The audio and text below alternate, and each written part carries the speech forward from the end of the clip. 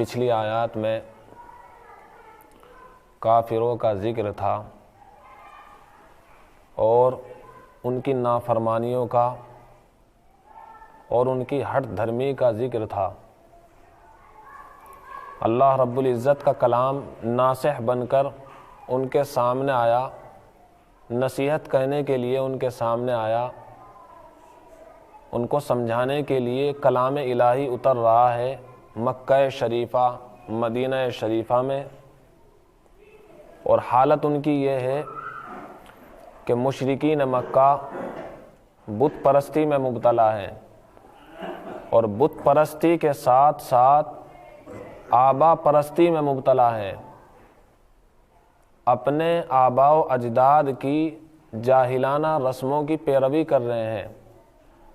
ان کے باباؤں نے جو زندگی بسر کی تھی کفر پر، اس پر ڈٹے ہوئے ہیں۔ ان کو کہا جاتا ہے کہ کلام الہی اتر رہا ہے، تمہیں چاہیے کہ تم کلام الہی کی پیروی کرو، محمد الرسول اللہ صلی اللہ علیہ وسلم کی بتائی ہوئی تعلیمات پر عمل کرو۔ یہ قرآن جو نصیحت بن کر تمہارے سامنے آیا ہے، اس کی نصیحت کو تم قبول کرو۔ لیکن ہوا کیا؟ ان بیوقوفوں نے، ان جاہلوں نے اللہ کے کلام کو قبول کرنے کے بجائے اپنی اسی ہٹ دھرمی پر اپنے آپ کو برقرار رکھا، اور یہ کہہ کر اپنا پیچھا چھڑوایا کہ ہمارے آبا و اجداد اور ہمارے بابا ایسا ہی کرتے تھے، تو ہم تو وہی کریں گے جو ہمارے آبا و اجداد نے کیا۔ ہمارے آبا و اجداد ان چیزوں کو حرام سمجھتے تھے، ہم انہی چیزوں کو حرام سمجھیں گے۔ اپنی اس حرکت سے باز نہیں آئے بلکہ ڈٹے رہے۔ اللہ رب العزت نے فرمایا کہ باوجود یہ کہ ان کو بتلا دیا گیا کہ تمہارے آبا و اجداد، تمہارے بابا، تمہارے بڑے وہ باطل عقیدوں پر تھے، غلط رسموں میں پڑے ہوئے تھے، اس کے باوجود ان لوگوں نے اللہ کے کلام کو سنا ہی نہیں۔ ان کے کانوں میں آواز گونج رہی تھی کلام الہی کی، دن اور رات، ہر وقت اور ہر آن محمد الرسول اللہ صلی اللہ علیہ وسلم کی زبان مبارک پر اللہ کا کلام، اللہ یوں فرما رہا ہے، اللہ یہ فرما رہا ہے۔ ارے کافرو، اپنی حرکت سے باز آ جاؤ، جہنم بھی سامنے ہے۔ یہ بت پرستی میں جو تم مبتلا ہو، یہ تم آبا پرستی میں جو تم مبتلا ہو، یہ تمہارے کچھ کام آنے والا نہیں ہے۔ بالآخر تمہیں ایک دن جہنم میں جانا پڑے گا، حسرت ہی حسرت برقرار رہے گی، پھر وہاں حسرت سے کوئی فائدہ ہونے والا نہیں ہے، کیونکہ اس دن کی حسرتیں تمہیں جہنم سے نکالنے والی نہیں ہے۔ اتنی نصیحت کرنے کے باوجود ان کافروں نے کیا کیا؟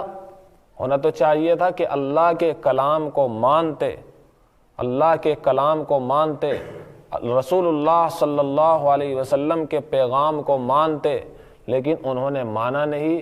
تو اللہ رب العزت نے ان کو کیا کہا؟ یہ گنگے ہیں، یہ بہرے ہیں، یہ اندھے ہیں۔ کیوں؟ اس لیے کہ اللہ رب العزت کی دی ہوئی چیزوں کو اللہ کی ڈیوٹی پر جو نہ لگائے تو پھر وہ آنکھیں آنکھیں نہیں ہے، وہ کان کان نہیں ہے، وہ زبان زبان نہیں ہے، وہ تو گنگ ہے۔ وہ آدمی جو آنکھوں سے دیکھ رہا ہے پھر بھی اللہ کی نشانیوں کو دیکھ کر اللہ کو نہ جانے نہ پہچانے، وہ بینا نہیں ہے بلکہ وہ نابینا ہے، اس کو دکھتا نہیں ہے بلکہ وہ تو اندھا ہے۔ یہ کان جو اللہ نے سجائے تھے، ان کے اندر سماعت ڈالی ہے، سننے کی قوت ڈالی ہے۔ اللہ کی باتوں کو جو سننے کی قوت نہ رکھے، ماننے کی قوت نہ رکھے، تو ایسے کان کوئی کان نہیں ہے۔ جو زبان اللہ کے ذکر سے لبریز ہونی چاہیے تھی، اس زبان پر اللہ ہی اللہ ہونا چاہیے تھا، اگر اس زبان پر اللہ نہیں ہے، اللہ کو نہیں بولا جا رہا ہے، اللہ کی باتوں کو نہیں بولا جا رہا ہے، تو ایسی زبان کسی کام کی نہیں ہے۔ آپ خود ہی اندازہ لگائیے، جس مقصد کے لیے جس مقصد کے لیے جو چیز ہوتی ہے اگر وہ کام نہ دے تو یہ کہا جاتا ہے یہ چیز کوئی کام کی ہے ہی نہیں۔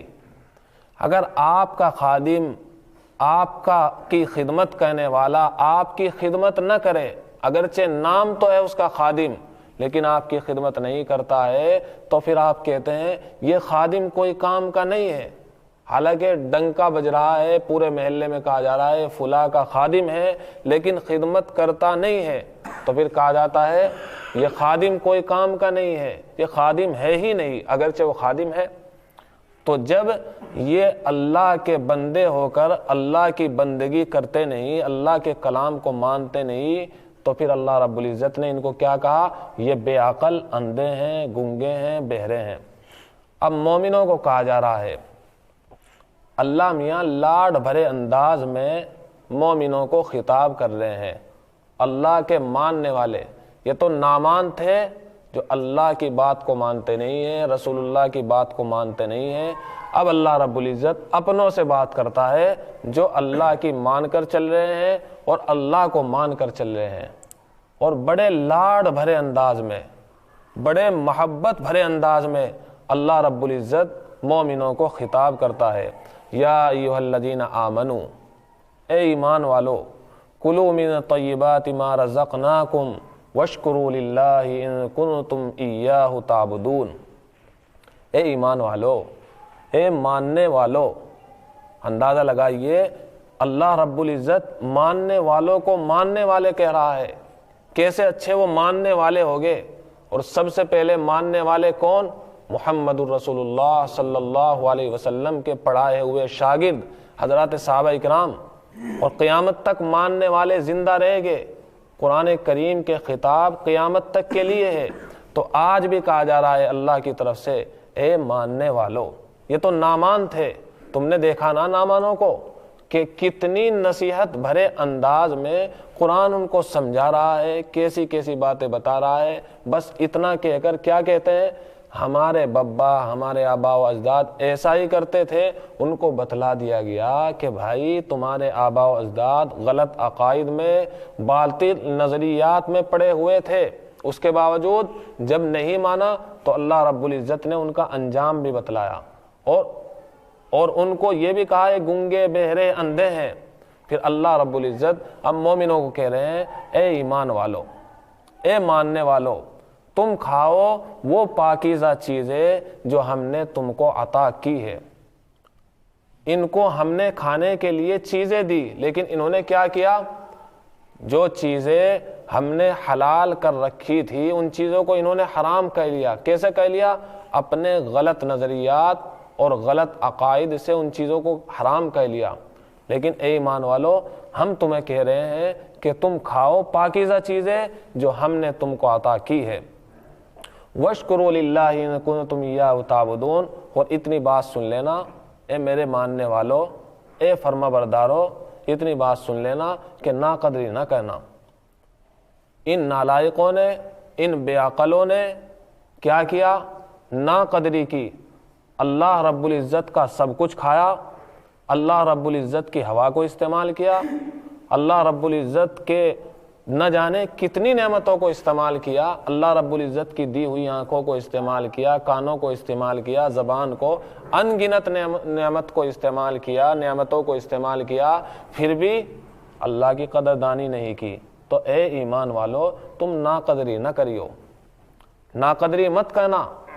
ایمان والے کہا جا رہا ہے، ماننے والوں کو کہا جا رہا ہے جو چیزیں ہم نے دی ہیں پاکیزہ چیزیں ان کو کھاؤ، خوب کھاؤ، منع نہیں کیا جاتا ہے۔ اے ایمان والو، کھاؤ ان پاکیزہ چیزوں میں سے جو ہم نے تم کو عطا کی ہے۔ واشکروا للہ، اور اللہ رب العزت کا شکریہ ادا کرنا۔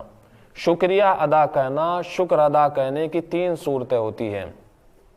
دل سے شکر ادا کرنا، اللہ تیرا شکر ہے کہ تو نے ہمیں کتنی اچھی اچھی چیزیں استعمال کو دی، اللہ تو نے آنکھیں دی، اللہ تو نے کان دیے، اللہ تو نے زبان دی، کھانے کے لیے یہ چیزیں دی۔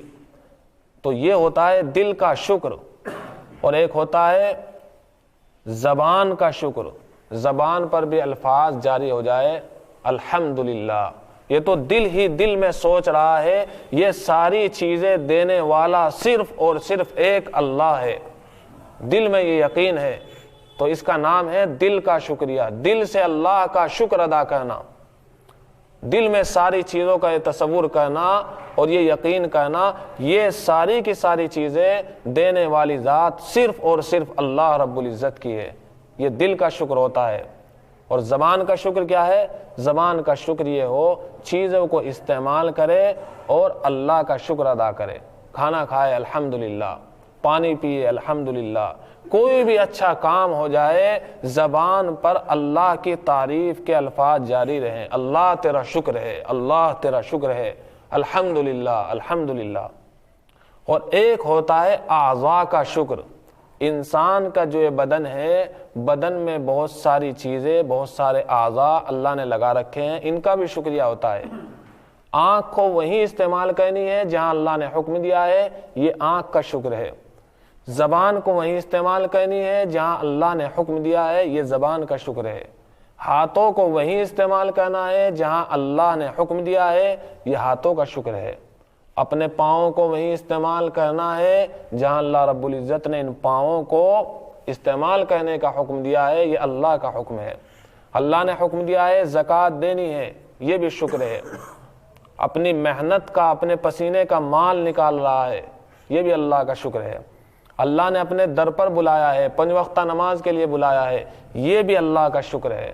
تو غرض یہ کہ اللہ کا شکر ادا کرنے کی بہت ساری شکلیں ہو سکتی ہیں جو 3 چیزوں میں خصوصیت کے ساتھ پائی جاتی ہیں۔ زبان سے اللہ کا شکر ادا کرنا، اپنے جسم کے حصے سے اللہ کا شکر ادا کرنا، اور دل سے اللہ کا شکر کرنا، یعنی یہ یقین رکھنا یہ ساری چیزیں صرف اور صرف اللہ رب العزت کی ذات ہی مجھے دینے والی ہے۔ اللہ فرما رہے ہیں شکریہ ادا کرنا، وَاشْكُرُوا لِلَّهِ، اللہ کا شکر ادا کرنا، اِن كُنتُمْ إِيَّاهُ تَعْبُدُونَ، اگر تم اسی کے بندے ہو، اور بندے ہم اسی کے تو ہیں۔ ہم اللہ کو چھوڑ کر جائیں گے کہاں؟ ہم اللہ کے در کو چھوڑ کر جائیں گے کہاں؟ یہ سر یہ اللہ ہی کا ہے، اللہ ہی کے سامنے جھکاتے ہیں۔ ہم ہر نماز میں یہی تو کہتے ہیں ایاک نعبد و ایاک نستعین، اللہ ہم تیری ہی بندگی کرتے ہیں۔ ہر نماز میں یہی نعرہ ہوتا ہے ایاک نعبد، اے اللہ ہم تیری ہی بندگی کرتے ہیں، اے اللہ ہم تیری ہی بندگی کرتے ہیں۔ تو اللہ فرما رہے ہیں اے بندو تم کہہ رہے ہو کہ اے اللہ ہم تیری ہی بندگی کرتے ہیں، تو پھر یاد رکھنا اگر تم خاص میری ہی بندگی کرنا چاہتے ہو تو شکر میں زندگی بسر کرنی ہے، زبان پر بھی شکر، دل میں بھی شکر، اور اپنے جسم کے حصے سے شکر ادا کرنا ہے۔ اس جسم کو جب ہم نے دیا ہے تو ہمارے کاموں میں لگانا ہے، حتیٰ کہ وہی چیزیں استعمال کرنی ہے، کھانے کی پاکیزہ چیزیں جو ہم نے حلال کر رکھی ہے، حرام چیزوں کو استعمال نہیں کرنا ہے۔ اب اللہ رب العزت یہ فرما رہے ہیں کون سی چیزیں حرام ہیں۔ سامنے مشرکین مکہ ہے، مشرکین مکہ نے بہت سی چیزیں اپنے اوپر حلال کر رکھی تھی، بہت سی چیزیں حرام کر رکھی تھی۔ وہ چیزیں جو اللہ رب العزت نے حلال کر رکھی تھی یہ اپنے غلط نظریات اور باطل عقائد سے ان کو کیا کر دیتے تھے؟ حرام کر دیا کرتے تھے۔ یہ فلاں کے نام پر، یہ فلاں کے نام پر، یہ فلاں بت کے نام پر، یہ حبول کے نام پر، یہ ابراہیم کے نام پر، تو نام پر چڑھا دیا کرتے تھے۔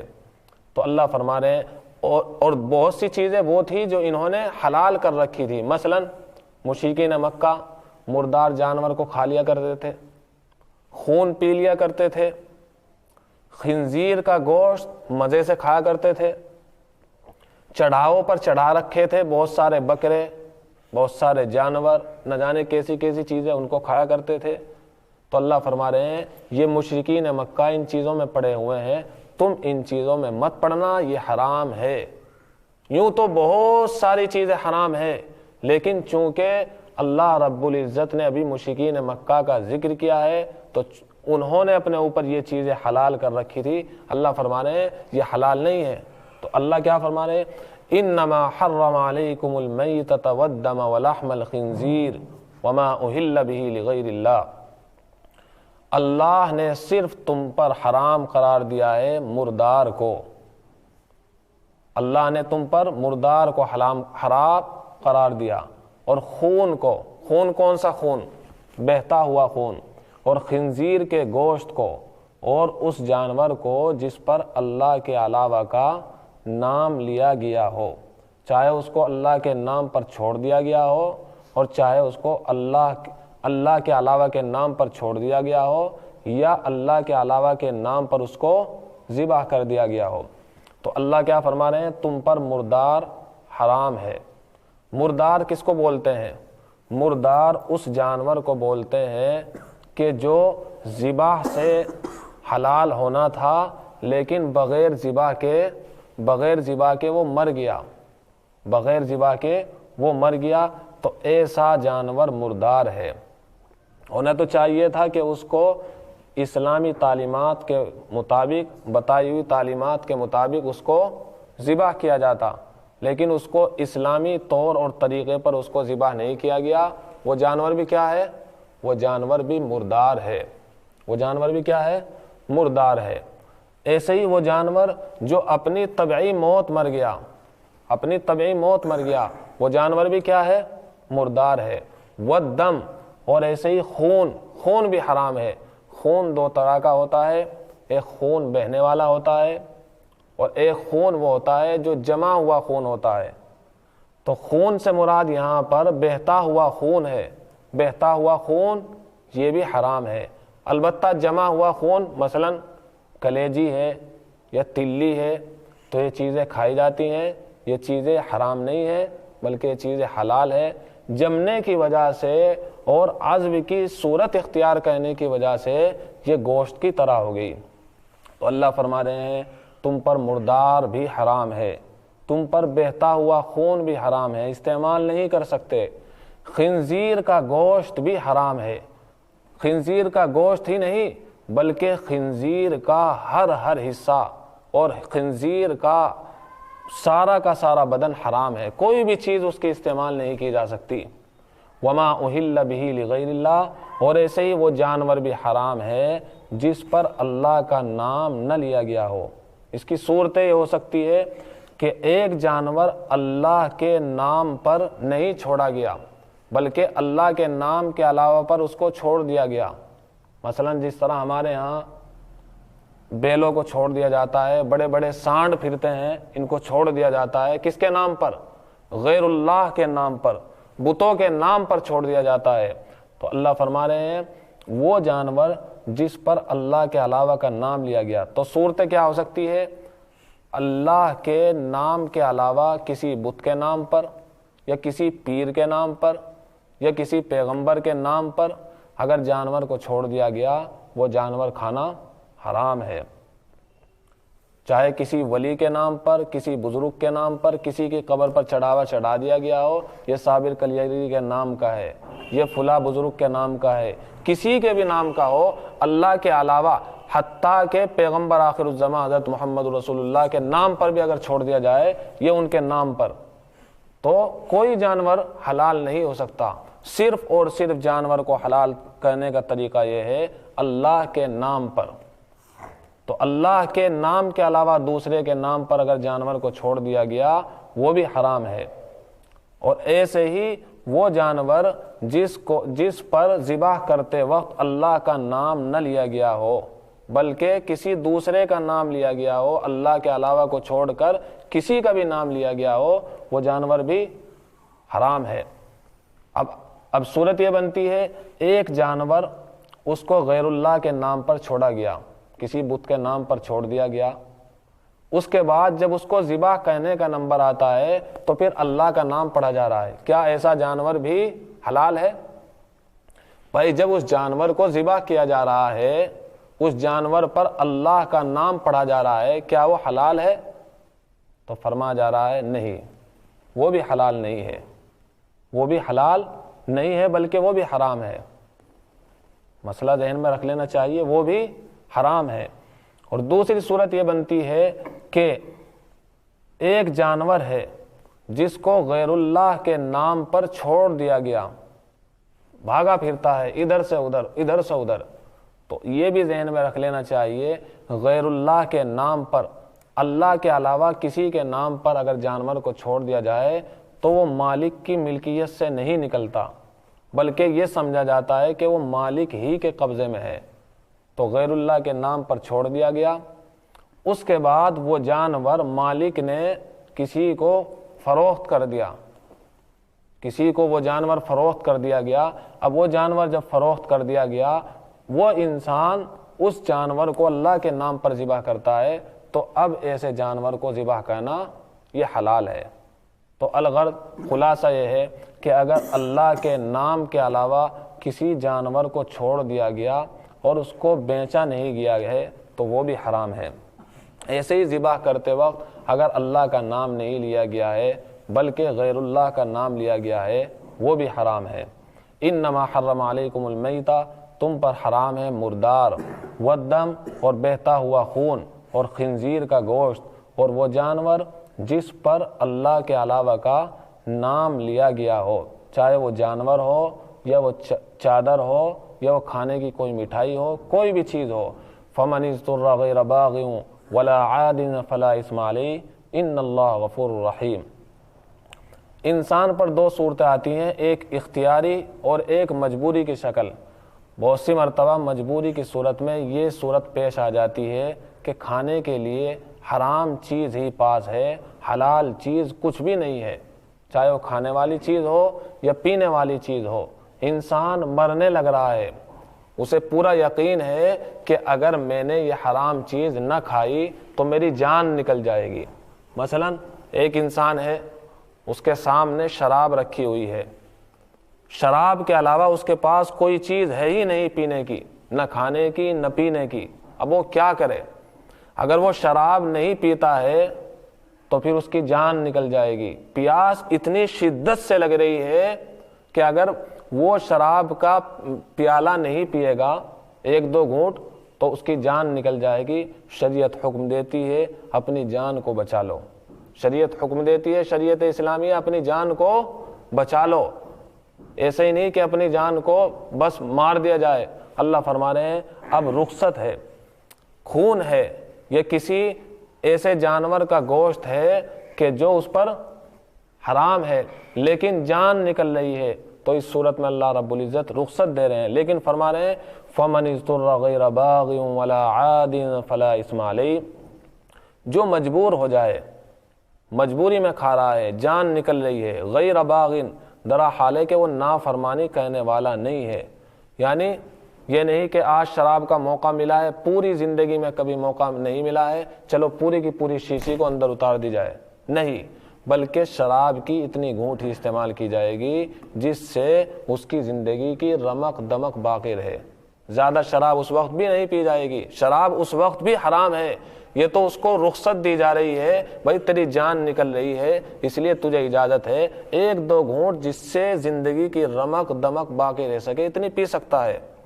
تو اللہ فرما رہے ہیں فَمَنِ اضْطُرَّ، جو مجبور ہو جائے، درا حال ہے کہ وہ نافرمانی کہنے والا نہ ہو، مزے لے کر نہ پی رہا ہو، آج مزہ آ گیا، آج خوب اس چیز کا گوشت کھایا جائے، کبھی پوری زندگی میں سور کا گوشت نہیں ملا، آج ملا ہے خوب کھایا جائے، کبھی زندگی میں شراب ملی نہیں ہے، آج موقع ملا ہے خوب پی لی جائے جب رخصت دی گئی۔ اللہ فرما رہے ہیں رخصت تو ملی ہے لیکن رخصت اس کا مطلب یہ نہیں ہے کہ حد سے پار ہو جاؤ، ہماری بتائی ہوئی شریعت کی حد میں رہنا ہے، اتنی گھونٹ استعمال کرنی ہے اور وہ حرام چیز اتنی استعمال کرنی ہے کہ زندگی کی رمق دمق باقی رہے۔ فَمَنِ اضْطُرَّ غَيْرَ بَاغٍ وَلَا عَادٍ فَلَا إِثْمَ عَلَيْهِ، اللہ فرما رہے ہیں جو مجبور ہو جائے، درا حال ہے کہ وہ نافرمانی نہ کرنے والا ہو اور وہ حد سے تجاوز کرنے والا نہ ہو، فَلَا إِثْمَ عَلَيْهِ، تو اس پر کوئی گناہ نہیں ہے۔ اللہ کتنے کریم کتنے رحیم ہے، حرام چیز پر کیا فرما رہے ہیں؟ کوئی گناہ نہیں ہے۔ کیوں؟ اس وقت ہم نے اس کو رخصت دی ہے، فَلَا إِثْمَ عَلَيْهِ، تو اس پر کوئی گناہ نہیں ہے۔ کیوں؟